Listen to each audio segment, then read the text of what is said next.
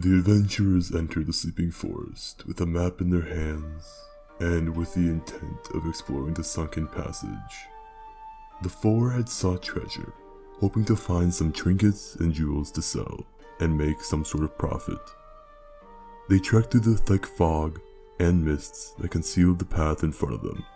They had fought shriekers in the past, and as of recent times, fought against the zombie screams that blocked their path.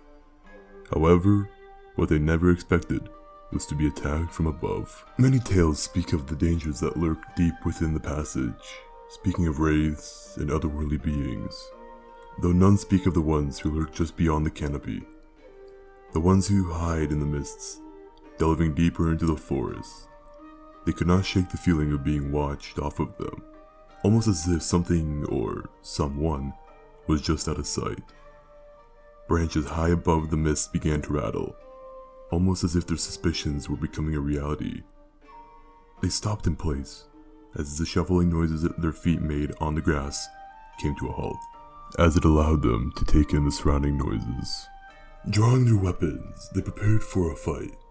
As they backed up into one another to form a circle, they could only hear the noises of the forest and whatever critters lurked in the trees. A click and a spin broke the silence, as one of the members was pulled into the mists. The only noise afterwards was that of a weapon being drawn from its sheath. Silence returned as the remaining few adventurers felt fear developing within themselves. The silence was shattered once more as from above another one was struck with a rope and immediately pulled up. It only took mere moments until their screams were silenced. After this display, the others departed towards the passage as they made great haste. The same sound of a grappling hook being fired off above them was enough encouragement to not slow down. However, the two weren't so lucky, as one of them was struck in the leg, the rope coiling around their leg like a snake, as they were dragged along the ground, until being pulled up into the canopy. The last one entered within the depths of the passage, however he hadn't been followed. He had left their hunting grounds, and was another's prey. They did not choose to cross the monsters of the deep. Shinobi, or Sekiro as they're known as, are assassins that chose a more philosophical or spiritual route. While the faceless ones were more akin to obtaining pay and direct work, Shinobi obtain a very hunter and prey viewpoint on the world. As a result, they seem to have a sort of thrill for hunting others. This explains their intense desire to kill those who had just started their adventuring life, those who would wear tunics and possess nothing to their name.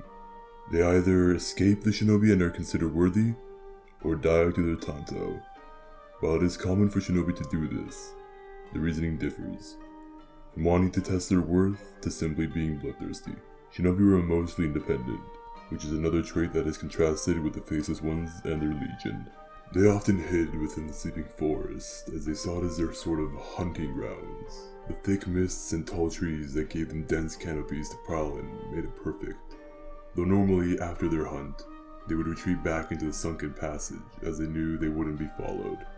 Given that shinobis were master of mobility, they used their agility and speed to traverse the passage's depths, with their grapple being very prevalent in this deed. They retreated to the passage as they knew no sane individual would chase them in through the passage, and even if they did, they would become the target of any entities that dwelled within. The ritual of becoming a shinobi calls back to their philosophical and spiritual ideas, as to become a shinobi you must dedicate yourself to the cause, by literally throwing a piece of yourself away. By severing your own arm and replacing it with a metal prosthetic, you show that you have the resolve to become a part of the shinobi. Those who are mechanical can obviously bypass this requirement.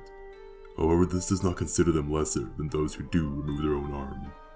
Shinobi are very reclusive in their ways, and whether you have fond or unfortunate experiences with them, they'll always be considered infamous for the reputation of appearing from nowhere to kill unsuspecting individuals. Even if you do manage to escape their wrath, you'll never be able to shake the feeling of being tracked.